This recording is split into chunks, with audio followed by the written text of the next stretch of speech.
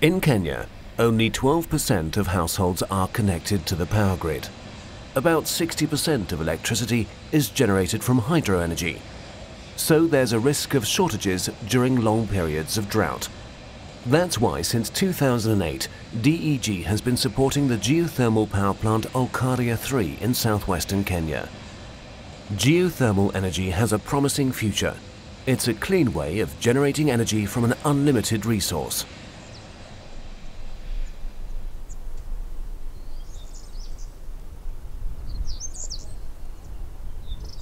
Here in the Rift Valley on Lake Naivasha, potential energy for 16 African states lies hidden beneath the Earth's surface. In Kenya, as elsewhere in the East African Rift Zone, the geothermal energy is fairly easy to exploit. The financial partnership with DEG was and is needed for the expansion of the Olkaria geothermal power plant, so that even more households can be supplied. Approximately 35,000 households can be supplied by the expansion that we have done. This is tremendous for Kenya because Kenya has a shortfall in power generation. Developing good, clean energy in an environment like this is critical for Kenya.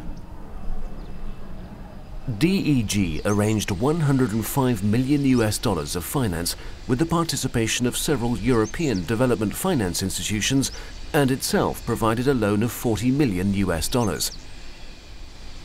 This made it possible to expand the plant and boost its capacity of 12 megawatts by a factor of 4. The first privately funded geothermal energy plant in sub-Saharan Africa supplies energy to large numbers of people and is an attractive employer for the local population. Up to now, Kenya and other African countries have only used geothermal energy on a small scale. Usually, little is known about local resources, and people are unwilling to take on the financial risk involved in exploration. Extensive test drilling is needed to assess a region's geothermal potential. That drives up the initial investment before there's any proof that the geothermal energy can even be exploited. But apart from the initial investment, geothermal energy, like hydropower, is one of the most cost-effective and profitable means of generating electricity, besides being especially environmentally friendly. This is a game park, and so our technologies has had to be conducive to the game park. We work together with the park authorities, making sure that we design our plant and our systems to be in line with their development of the park and to be conducive to the animals, making sure that the animal pathways are clear, making sure that the activities are properly blended into the park. The animals in Hell's Gate National Park are far enough away from the plant and aren't bothered by the big power lines. Above all, the operators of Olkaria III and their partners are sincerely committed to protecting the environment. After all, they're in a national park which is of particular significance for the country. It's important to DEG that the enterprises it supports are committed to protecting the environment and the climate, as well as giving serious consideration to social issues.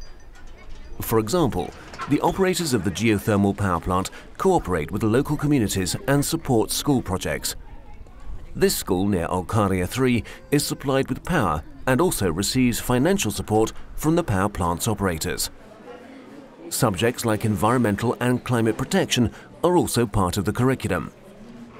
And who knows, perhaps this very school will produce the geothermal energy experts of the future.